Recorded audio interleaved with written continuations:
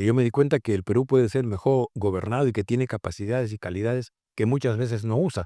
Una de ellas, nuestras Fuerzas Armadas. Yo creo que deberíamos tener seriamente el propósito de que el Estado peruano se digitalice. Yo vengo diciendo sistemáticamente que si yo soy elegido presidente en Perú, yo quiero que el electorado me dé mayoría del Congreso en la primera vuelta. Tenemos una crisis de seguridad muy grande. Yo diría como propósito nacional tratar de tener una o dos universidades entre las primeras 100 mejores del mundo.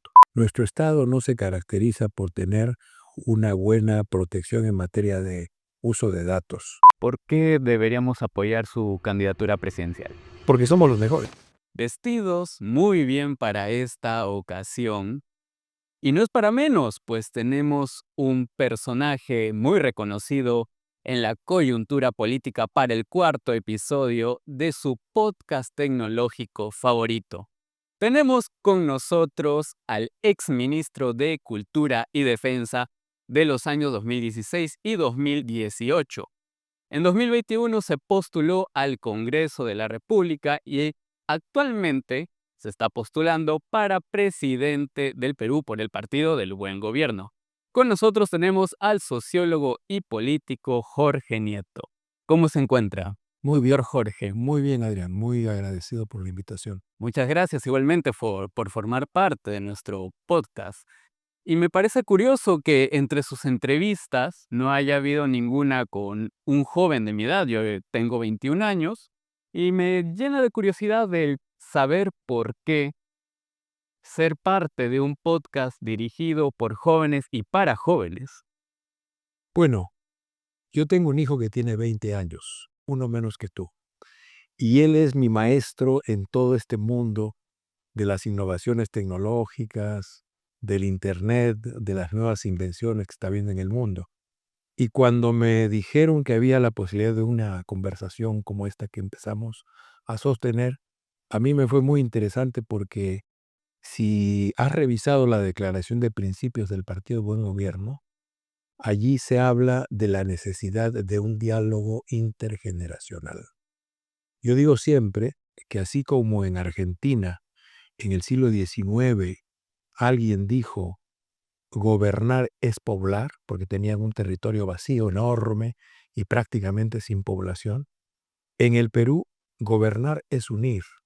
Hemos hecho pocas cosas juntos. Y unir no solamente nuestra diversidad étnica, nuestra enorme geografía, sino también unir a las generaciones. Y tenemos necesariamente que conversar entre las distintas generaciones. Ustedes, y lo veo en el vínculo con mi hijo, ustedes saben cosas que nosotros no sabemos, pero nosotros sabemos cosas que ustedes no saben. Esto me tiene aquí y muy contento de poder hacer esta conversación. ¿Cuáles fueron las motivaciones y circunstancias que lo llevaron a pasar de una candidatura congresal a asumir el reto de una candidatura presidencial? Bueno, la candidatura congresal en realidad fue una circunstancia. Nosotros habíamos buscado inscribirnos como partido político en el año 2020, pero como recordarás, el año 2020 la vida pública fue cerrada por el COVID. Pandemia. Estuvimos encerrados durante varios meses. Hoy, cuando recuerdo ese periodo de nuestra vida, me parece como de película. Esta circunstancia nos impidió inscribirnos y se produjo el proceso electoral. En realidad, el objetivo nuestro era tener una candidatura presidencial en el 2021. No lo logramos y hubo la propuesta de una alianza política con Victoria Nacional y de esa manera llegamos a la candidatura a la Diputación por Lima. Todo político, desde el inicio, tiene como objetivo Aspirar a lo más alto, el máximo. el máximo Es cargo. es normal, ¿cierto? Pero ya como propósito, como proyecto, como algo materializable, yo lo vi, lo pensé, después de la emergencia del niño costero del verano de 2017. A mí me encargó el presidente que me hiciera cargo de esa situación. Como ministro de Defensa. Como ministro de Defensa, pusimos todas nuestras capacidades al servicio de la gente, atendimos la emergencia, trasladamos 6.000 toneladas métricas de ayuda humanitaria, 6 millones de kilos. No se perdió ni uno. Transportamos 40.000 ciudadanos, hombres, mujeres, peruanos, del lugar donde estaban al lugar donde necesitaban estar con la Fuerza Aérea del Perú. Fue en nuestra acción en el Niño Costero que yo me di cuenta que el Perú puede ser mejor gobernado y que tiene capacidades y calidades que muchas veces no usa. Una de ellas, nuestras Fuerzas Armadas, que tienen el principal sustento, capacidad logística y organizativa que tiene el Perú y que la usamos muy poco. Utilizó esos recursos que se estaban empolvando para un mejor servicio. Usted, si llegara al poder, ¿contemplaría una propuesta para crear un ministerio de ciencia, innovación y tecnología? Si no fuera así, ¿cuál sería la otra alternativa que podría plantearse? Bueno, a mí me parece que lo primero es plantearnos el objetivo de llegar a la sugerencia de la UNESCO en materia de ciencia y tecnología. El 1% del presupuesto nacional dedicado a ese propósito. Tú puedes crear todos los ministerios que quieras, pero si no hay recursos, no hay nada. Lo que no está en el presupuesto no existe. Está, digamos, como buena intención, pero no tiene capacidad de realizarse. Por tanto, la primera tarea que hay que hacer es que cuando menos en el lapso de 5 años logremos llegar del 0.19% del presupuesto, que es lo que gastamos hoy día en ciencia y tecnología, el índice más bajo de toda la región latinoamericana y por supuesto muy lejos del 2% que gasta de sus presupuestos de la Unión y los países de la Unión Europea, llevarlo al 1% en 5 años, de modo que haya un esfuerzo progresivo de incremento del presupuesto que nos permita pensar ya luego en otras cosas. ¿Esa es su mayor propuesta para su campaña? En materia de ciencia y tecnología, Sí, sí, yo creo que es un tema fundamental. Hay otros. aumentar. O sea, hasta ahora ha planteado aumentar de ese bajo nivel hasta el 1%. Es la recomendación de la UNESCO, le hace a todos los países. Si ustedes quieren ingresar en serio al mundo de la ciencia y la tecnología, necesitan gastar siquiera el 1% de su presupuesto nacional anual en ciencia y tecnología. Nosotros no llegamos ni a la quinta parte y estamos por debajo del promedio de América Latina y lejos, muy lejos de los países de la Unión Europea. Ya no te digo de los países del Asia, en donde la inversión en ciencia, tecnología, innovación es pues muy, muy fuerte, ¿no? Lo que quiere decir hay que primero sentar las bases y luego de poco a poco ir subiendo Generar los recursos, los ¿no? recursos necesarios Y para ver, que y ver luego cómo avanzamos en la gobernabilidad del sector. Tenemos un organismo que conduce ahora esto, hay otros también haciendo esta tarea, hay que ver de qué manera todo esto se coordina, en este momento desde el CONCITEC, pero lo principal, me parece a mí, es tratar de lograr un incremento presupuestal. Y la otra cosa fundamental es que hay que sensibilizar a la población peruana sobre la importancia de la ciencia y la tecnología. No es algo que se nos dé con toda facilidad, de modo que aquí hay varios propósitos en esa dirección. ¿Y en qué términos convencería a la ciudadanía de que el rumbo tecnológico digital puede ser una solución factible? Mostrarle lo que ya está haciendo, mostrarle lo que ya está haciendo y además mostrarle lo que se ha hecho en este país en el pasado. Durante toda la época prehispánica, en la época del Imperio Incaico y de las culturas prehispánicas en todo el país, hubo una aplicación de ciencia y de tecnología al desarrollo de la vida. No por gusto y no en vano se dice que el Perú fue cuna de civilización. Aquí hubo un grupo de hombres y de mujeres, los quechuas, pero también otros grupos humanos de ese periodo, que enfrentaron solos, porque no tenían contacto con otras regiones del mundo, o no el contacto intenso como puede haberlo habido en el Mediterráneo, y enfrentaron solos pues los dilemas de la organización de la sociedad, la producción, el hambre, la guerra, el amor, el poder, lo que hablaba Adriano, el emperador, en el libro de Marguerite Yourcenar. De modo que aquí ha habido un esfuerzo tecnológico. Si uno mira Machu Picchu, miramos lo bonito que está ahí, pero debajo de Machu Picchu hay un sistema hidráulico que permite desaguar las aguas de las lluvias con mucha eficacia y que ha permitido mantener ese monumento histórico donde está, y es nuestra principal oferta turística. Eso está allí, se conoce poco. Entonces, primero mostrar lo que hemos hecho. Y hoy día En el Perú ocurren cosas en esta materia muy importantes. Eh, en el norte del Perú, en Chachapoyas, chicos y chicas de la Universidad Nacional de Chachapoyas, Toribio Rodríguez de Mendoza. el Toribio Rodríguez de Mendoza, con sus maestros, han innovado en la técnica de clonación de ganado. Y lo hacen junto con sus profesores. Y además, no solamente lo hacen, sino que venden esa técnica de generación de un ganado nuevo, con una técnica más simple que la de los británicos con la oveja Dolly. Y esa técnica la venden a Ecuador, a Colombia, a Brasil. Lo estamos haciendo hoy. Estamos en la punta en algunas áreas de innovación científico-tecnológica. En el centro del país, en Ucayali, un grupo de muchachos y mujeres han hecho una innovación biotecnológica para que una bacteria sea introducida en un fruto, en una variedad del cacao que tiene demasiado boro. Y entonces esta innovación permite que la bacteria ingrese al fruto, elimine comiéndose el boro, y entonces el fruto esté dispuesto para poder ser exportado e ingresar al mercado. En el sur, en Arequipa, se construyen ya con nanotecnología los cristales del auto eléctrico que Tesla quiere lanzar al mercado hace mucho tiempo.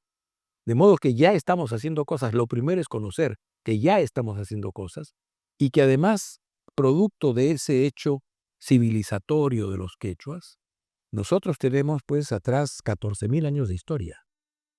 Se dice fácil, pero eso significa que tenemos incorporados naturalmente en nuestra manera de ser. No importa si eres quechua o no lo eres, todos somos parte de ese gran esfuerzo de esta parte del mundo, del área andina. Tenemos, creo yo, una gran facilidad para poder aprender procesos nuevos, incorporarse en ellos y sacarle el máximo provecho. De modo que lo primero es hacerle mirar al Perú lo que ya hace, y lo hace con éxito. Eso es una parte por el Perú, pero el trabajo cooperativo dentro de las bancadas con el Congreso, ¿cómo lo llevaría? No todos van a ser de su bancada, también van a tener discordancia al momento de discutir estos temas. Bueno, primero vamos a ver cómo resulta la composición del Congreso. No lo sabemos hoy día. Hay una idea muy frecuente dentro de los analistas políticos que dice que como hay una dispersión o una fragmentación política, somos 39 partidos, ¿no? Y creo que 35 o 36 candidatos presidenciales. Como hay esa fragmentación de la parte política, se va a producir una dispersión del voto y van a haber bancaditas. Bueno, esa es una idea, pero no necesariamente va a ser así. Esa idea ignora dos cosas.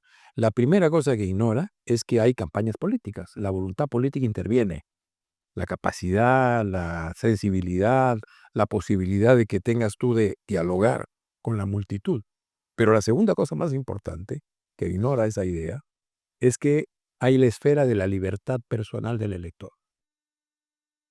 Hombre o mujer, en la cámara de votación, decide. Y puede decidir colocar su voto de manera dispersa o puede decidir concentrar su voto. ¿Cómo se va a conformar el Congreso? Está por verse. Yo vengo diciendo sistemáticamente que si yo soy elegido presidente en Perú, yo quiero que el electorado me dé mayoría del Congreso en la primera vuelta. Mayoría del Congreso en la primera vuelta. Cuando yo digo esto, la gente dice, este señor está loco. ¿Cómo piensa que va a lograr mayoría del Congreso en la primera vuelta? Pero otra vez, hay que mostrarle a los peruanos lo que ya han hecho. Lo hizo con Belaúnde Terry en el año 80, le dio mayoría en el Congreso.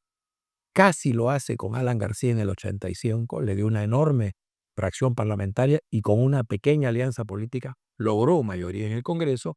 Lo hizo casi Ollanta con una bancada muy, muy numerosa y en alianza logró tener una mayoría que le dio estabilidad a su gobierno. Y lo hizo, aunque no le dio el gobierno, con la señora Fujimori dándole 73 diputados, 73 congresistas en la elección del 2016. De modo que no es algo que no hayamos hecho. En democracia, un presidente con poder es un presidente con mayoría en el Congreso. De modo que no te puedo responder a tu pregunta porque dependerá de la composición que el Congreso tenga. Veremos en un futuro cómo se desarrollan los parámetros dentro del Congreso. Muy bien, hablando sobre la tecnología que surge normalmente desde las universidades, ¿Ha escuchado hablar de el método pedagógico STEM? Es una disciplina que se utiliza en ciencia, tecnología, ingeniería, matemáticas, que se desarrolla en los países de primer mundo, como Japón, Estados Unidos, Corea del Sur, Francia. ¿A qué voy con todo esto? ¿Ha planteado usar este modelo cuando entra al gobierno? Yo creo que necesitamos tener un modelo como ese para generar una mejor educación. El tema de la calidad educativa es fundamental, pero junto con ese, no debemos olvidarlo nunca, requerimos saber que la tecnología, la ciencia, nos da múltiples instrumentos para poder actuar sobre la vida, ¿no es cierto? Pero las decisiones siempre son políticas, éticas y morales. Si tenemos solamente ciencia y tecnología, pero no tenemos una consistencia filosófica en política, en ética, en moral, entonces hay una disonancia. Por tanto, las dos cosas.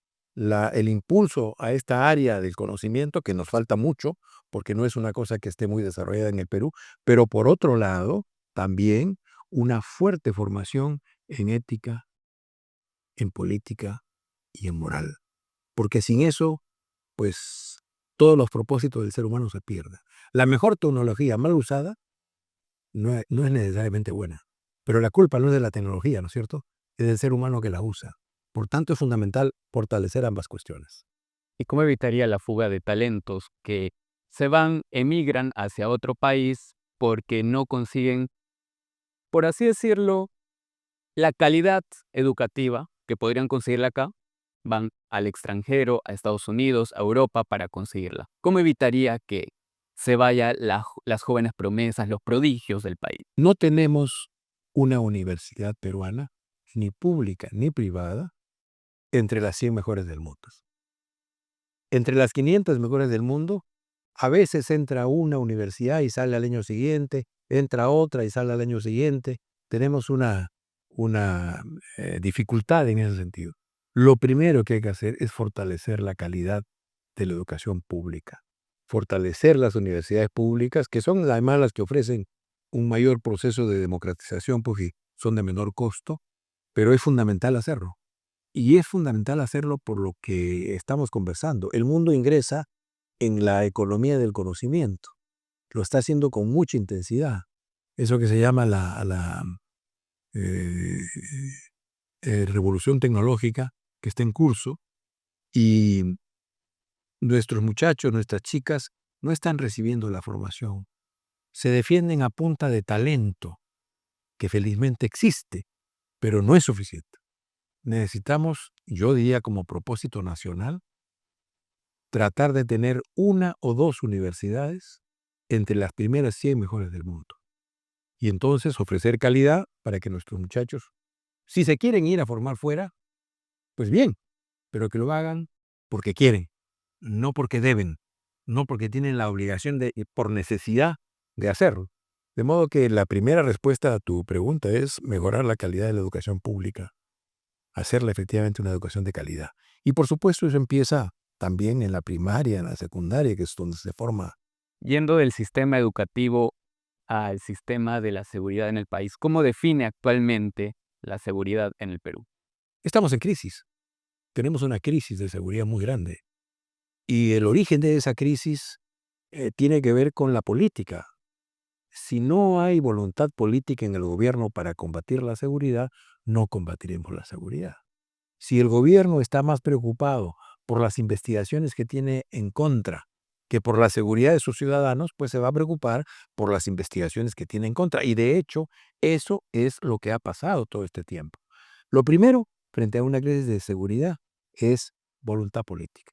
Lo segundo es reformar nuestra policía. Tú sigues las noticias. Todas las semanas aparecen informaciones de policías, incluso 12 policías en alguna de las noticias, que están complicados como banda criminal. Son sicarios, son extorsionadores. Bueno, con eso no llevamos nunca a vencer la criminalidad. Por tanto, una reforma de la policía es fundamental, no solo de la policía, también de los otros organismos del Estado dedicados de manera inmediata a la lucha contra la criminalidad. El INPE, tenemos un director del INPE hoy día muy cuestionado por unos audios que lo muestran en tratos con una persona para poder darle liberación o facilidades para la liberación de un delincuente. Y sigue ahí, en su sitio. Y tenemos dificultades enormes en nuestra fiscalía, que está en una crisis interna muy fuerte, en una disputa muy intensa, y por supuesto también morosidad en el Poder Judicial, mucha morosidad en el Poder Judicial. Por tanto, todo eso tiene que ser reformado, particularmente la policía, y al mismo tiempo que se hace eso, tenemos que tener también una política de prevención del delito. Y allí la cultura, el deporte, las actividades científicas son un espacio en el cual debemos abrirle a nuestros jóvenes la posibilidad de su formación y su distanciamiento del crimen. Muy bien, ahora, ¿por qué le he hecho esta pregunta? Con una buena introducción que me ha dado, fíjese que el Ministerio del Interior está implementando pistolas eléctricas y cámaras corporales para todo el equipo de policías. Mi pregunta iba más que nada por ese lado. ¿Considera esto como un método efectivo para contrarrestar la criminalidad?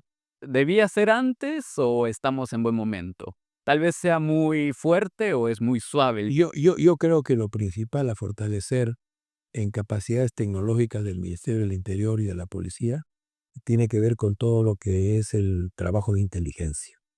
Estas cámaras que son capaces de identificar los rostros de las personas, contrastarlas con una base de datos, la posibilidad de articular todo el conjunto de cámaras que están en las distintas regiones del país, en las distintas regiones de nuestras ciudades, articularlas a un centro, a un cerebro central para que pueda esto ser usado rápidamente, la capacidad de tener instrumentos de identidad personal que estén atados a la innovación tecnológica, que nos permitan rápidamente ubicar a la gente. En fin, yo fortalecería, para empezar, todo aquello que tiene que ver con el desarrollo de la investigación criminal, del conocimiento de la delincuencia, y luego pensaría en las otras tareas que tienen que ver con el fortalecimiento de la capacidad represiva de la policía y eventualmente de los serenazgos, junto con la innovación, la ciencia, la tecnología. Necesitamos poner a la política, a la ética y a la moral al mando, porque eso te permite saber cómo usas tus capacidades, tus presupuestos, a dónde las orientas. Yendo hacia el tema de las elecciones, ya muy pronto se acercan, ¿cómo calificaría actualmente el manejo del voto digital que están formulando en el Congreso de la República en colaboración con el RENIEC, la OMPE y el Jurado Nacional de Elecciones? Ojalá que se pueda hacer y ojalá que se haga bien. Nuestro Estado no se caracteriza por tener una buena protección en materia de uso de datos. Acaba de ser la policía atacada por una organización de hackers y han extraído del cerebro, de la base de datos de la policía, información de carácter secreto, reservado. Hace unos meses atrás, creo que como un año, fue atacada la base de datos del Ministerio de Defensa y de las Fuerzas Armadas, y lograron extraer información de carácter secreto y clasificado. Yo estoy feliz con que se pueda aplicar el voto electrónico, ojalá, pero ojalá también que se tomen las prevenciones para que esto sea bien actuado y no haya la posibilidad de que los sistemas del Jurado Nacional de Elecciones, de la OMPE, de la RENIEC, sean penetrados. Tú sabes que sales aquí a Wilson y encuentras el padrón electoral y te lo venden. Bueno, eso no puede ser. Eso no puede ser. Por eso te digo, tecnología y ética, moral y política tienen que ir juntas. Porque si vamos solo enamorados por los espejitos, pues estamos mal. Necesitamos tener ambas cautelas. Si se hace bien el tema del voto electrónico, será una gran cosa para el país. Habrá mucha gente que no puede participar, que podrá hacerlo, incluso desde su casa, si que fuéramos a plenitud en materia de innovación tecnológica. Pero si no se hace bien, tú imagínate que no lo hacemos bien y que el sistema es penetrado por hackers. Tú te das cuenta de la crisis política que se armaría, ¿no? Entonces necesitamos hacerlo y hacerlo bien, con todas las consideraciones necesarias para que no haya la posibilidad de que nuestros sistemas electrónicos sean penetrados. Hasta ahora no hemos dado muestra de tener mucha seguridad tecnológica, mucha seguridad en materia tecnológica en nuestras bases de datos. Inteligencia artificial. ¿En qué área metería primero? ¿De qué forma inmediata lo Y conseguiría? yo creo que deberíamos tener seriamente el propósito de que el Estado peruano se digitalice, todo el Estado peruano. Debería ser un propósito, una definición, parte de un acuerdo de ese que tú hablabas cuando pensabas en el Congreso, un acuerdo nacional para digitalizar el Estado. Hay áreas en las cuales esto podría ser muy útil. Por ejemplo, nosotros tenemos programas de reparto de alimentos. La tecnología del blockchain nos permitiría hacer seguimiento, la trazabilidad de esos alimentos que se dan a nuestros niños y a nuestras niñas y evitar que les den carne de caballo podrida, y pasen las cosas que pasan, niños que tienen que ser llevados al hospital de emergencia porque están intoxicados o han recibido una alimentación en mal estado. Por tanto, ese es un tema fundamental. Ahora, hay un tema que yo me he estado preguntando en el último tiempo. Veo que para el funcionamiento de la inteligencia artificial, tú requieres por lo menos una energía de calidad y constante. El mundo se está planteando este problema y comienza a haber una proclividad mundial, porque está ocurriendo en el mundo, a regresar a la posibilidad del uso de energía nuclear, de pequeñas unidades de energía nuclear que den esa energía de calidad y constante que le permita funcionar a la inteligencia artificial y procesar esa enorme, enorme cantidad de datos que procesa. Bueno, ese es un tema que tenemos que plantearnos seriamente en el Perú. Si esa es la orientación, si caminamos hacia allá, si los países que tienen inteligencia artificial están desarrollando este tipo de generación de energía, porque dicen ellos que, por ejemplo, la energía solar no es constante y su calidad sube y baja según la exposición del sol a las máquinas que logran transformar la energía solar en energía de uso humano. Si eso es así, tenemos que preguntarnos seriamente el problema. Podemos hablar de inteligencia artificial, pero si no tenemos las condiciones para desarrollarla, pues estamos expresando solamente buenos deseos. Para que funcionen esas pequeñas centrales nucleares que den energía de calidad y constante a las máquinas de inteligencia artificial, se necesita tener ingenieros nucleares. En el Perú no tenemos ninguno. Ni uno. Tenemos físicos nucleares, eso sí, pero ingenieros nucleares, ni uno. Por tanto, tendríamos que estar formando ingenieros de este tipo para que podamos desarrollar a plenitud la inteligencia artificial. Lo que te quiero decir es que hay en la decisión un contexto que finalmente traba o posibilita, según sea el caso, el desarrollo de este tipo de innovaciones. Y en su gobierno sentaría las bases para implementarlo. Es fundamental marchar en esa dirección. El Perú no se puede quedar rezagado con una brecha tan grande como la que hoy día ya tenemos. Antes de que conversara contigo, estaba aquí una lideresa de la región de Huancavelica. Ella está trayendo unos instrumentos de medición médica para tenerlos en la región y nos mostraba las enormes dificultades que hay para poder ejecutar este tipo de instrumentos en las regiones más alejadas. Por tanto, hay que marchar en esa dirección, hay que hacer que estas innovaciones tecnológicas sean parte de la cotidianidad del Perú, pero eso supone un esfuerzo de inversión muy grande para tener las condiciones previas para lograr. ¿Y cómo garantizaría que no haya exclusión con ciudadanos vulnerables, introduciendo la inteligencia artificial dentro del gobierno para que puedan también visualizarlo, para que puedan tocarlo, para que puedan sentirlo? A eso me refiero con la importancia de poner la ética y la política al mando. Que las tecnologías no sean un espacio de reproducción de nuestras brechas de desigualdad. Que tengamos acceso todos a manejarlas y que tengamos la posibilidad de que esta crisis de empleo que se está generando producto de la innovación tecnológica, hoy día en el mundo desaparecen cientos de millones de empleos. Desaparecen, dejan de existir. ¿Por qué? Porque se están innovando, se están produciendo cosas.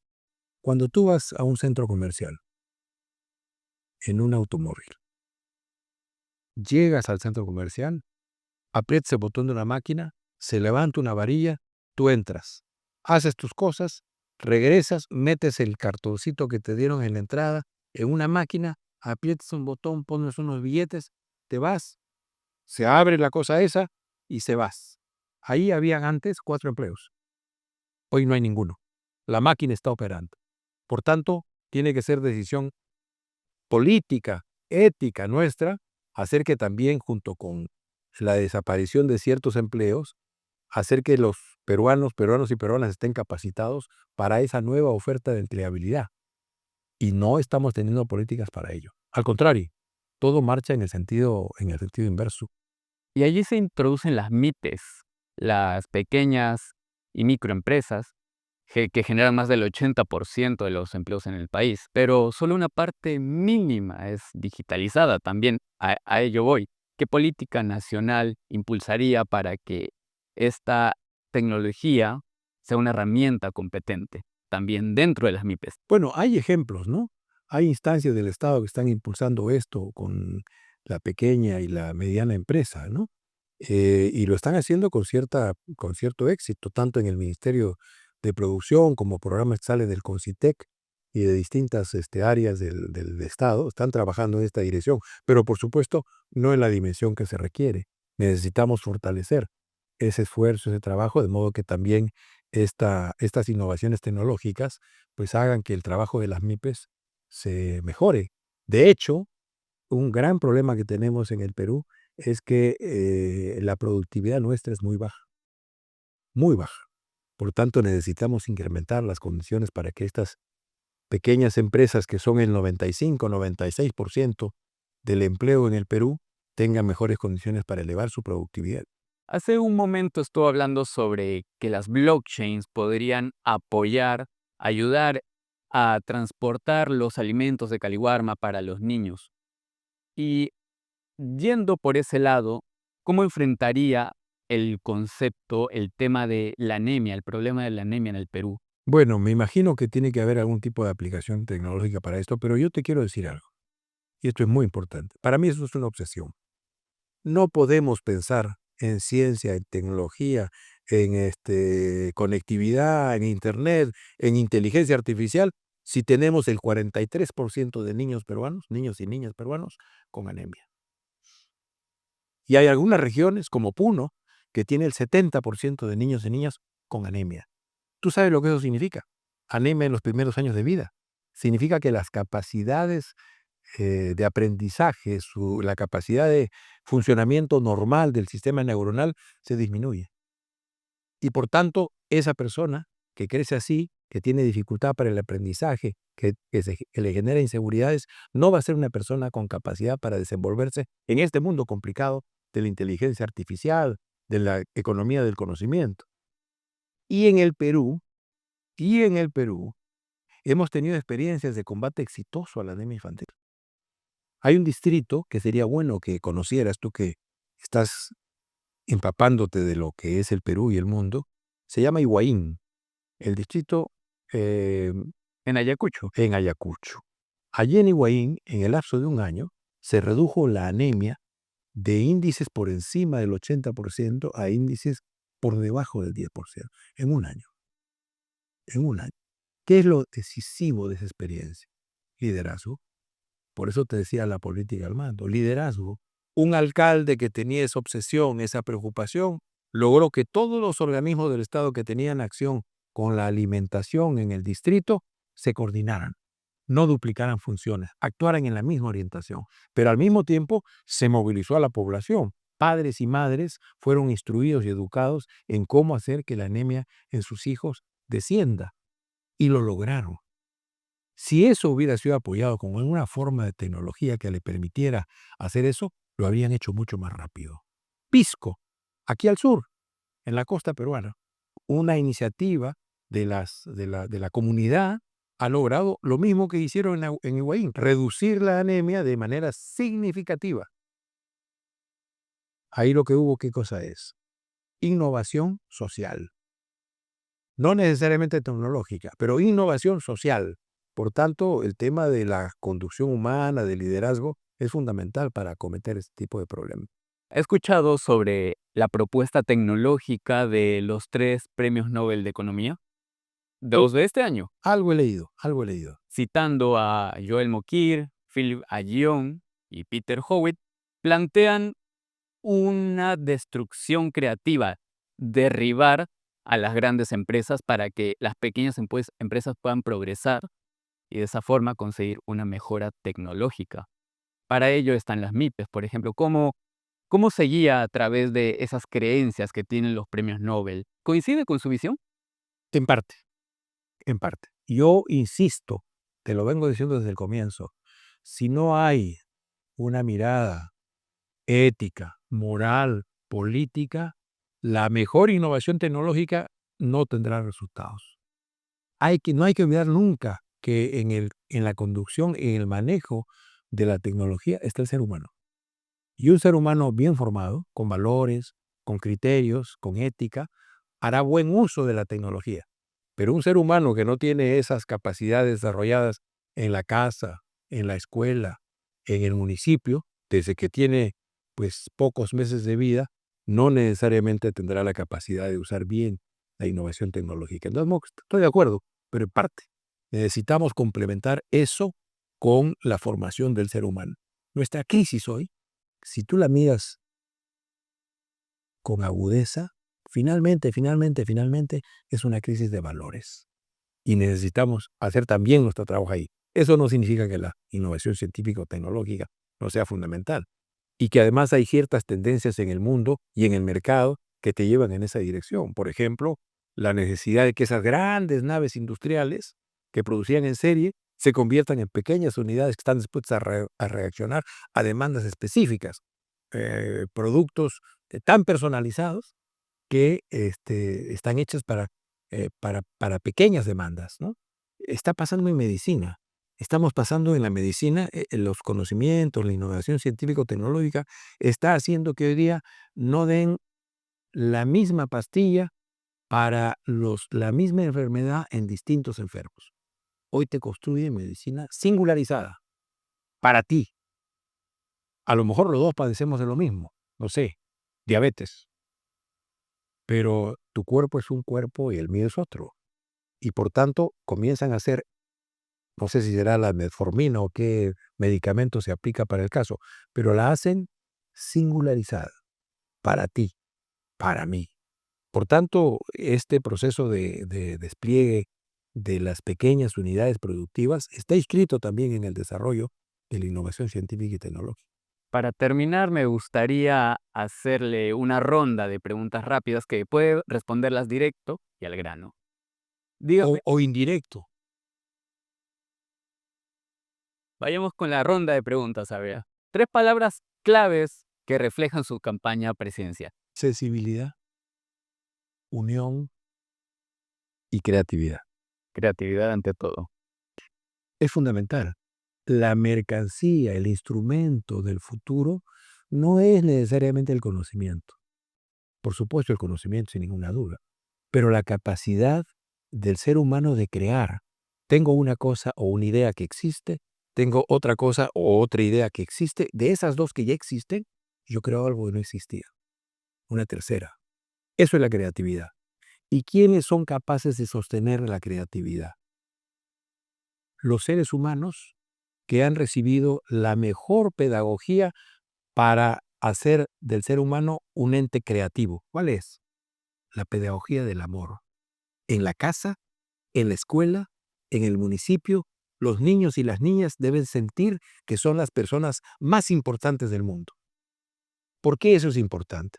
Porque quien crece con esa seguridad psicológica se va a arriesgar a equivocarse, se va a arriesgar a cometer errores.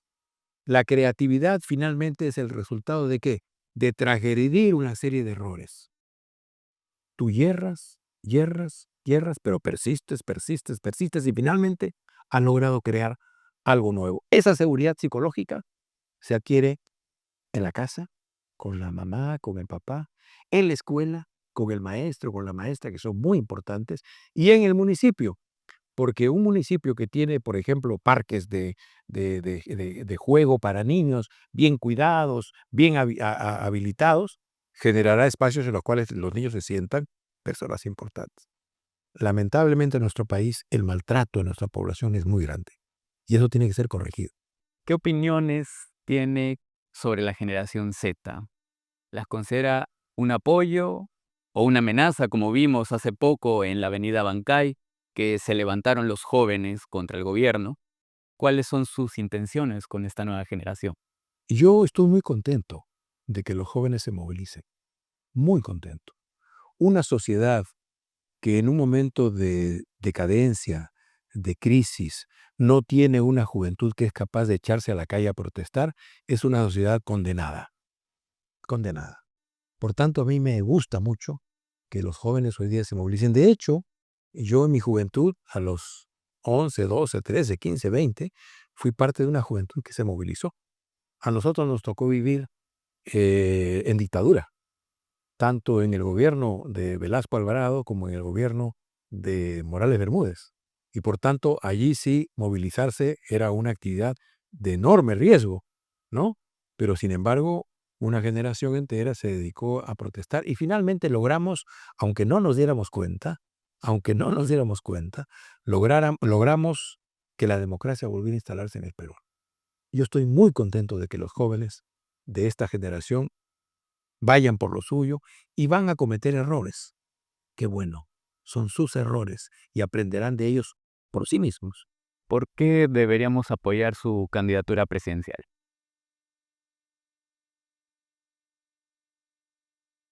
¿Puedo hacer una respuesta pedante? Adelante. Porque somos los mejores. Porque somos los mejores. Porque hemos expuesto permanentemente, sin insultos, sin diatribas, propuestas, sistemáticamente. Tú puedes seguir mis intervenciones en la televisión y en la radio y en alguna entrevista escrita en los periódicos desde hace varios años. Y sistemáticamente estamos haciendo ofertas, intentando entender los problemas. Y adicionalmente a eso, estimado Adrián, yo ya di examen. Fui ministro de Defensa y di examen. Me tocó atender el niño costero del verano del 2017. 50% del territorio nacional afectado por los huaicos. ¿Y sabes qué? Lo hicimos rápido y lo hicimos bien. Y por eso te dije cuando me preguntaste al comienzo sobre este tema, que fue allí donde yo tomé la decisión y el conocimiento de que el Perú podía ser mejor gobernado. Por tanto, yo no voy a ir al gobierno a aprender, como decía un presidente de los últimos tiempos, sino a dar examen, y a dar examen exigente desde el primer minuto, que es lo que requiere el Perú. ¿Qué palabras finales nos gustaría dar a las cámaras? Primero, agradecerte la conversación. Insisto, necesitamos diálogo intergeneracional. Parte de la manera que tengo de ver la vida pública en el Perú tiene que ver con la idea de que en el Perú gobernar es unir. Y necesitamos también unir a todas las generaciones. Si no lo hacemos, nuestro futuro pues es bastante dificultoso. Si lo hacemos, si logramos unir todas las capacidades y voluntades de los peruanos, habremos dado un paso enorme para construir una sociedad moderna y desarrollada en 20 años. Por tanto, si tengo que decir algo es eso, unión. El Perú necesita unión. Salgamos de la polarización estúpida entre una extrema derecha y una extrema izquierda que se pelean todos los días para saber de qué raza es el perro que nos va a destrozar el cuerpo. No, evitemos a los perros. Salgamos de esa polarización, de esa discusión y hagamos que el Perú se una. Y creo que la juventud en ese sentido tiene una tarea muy importante que hacer. Doctor Jorge Nieto, muchas gracias por haber estado hoy con nosotros en nuestro programa tecnológico.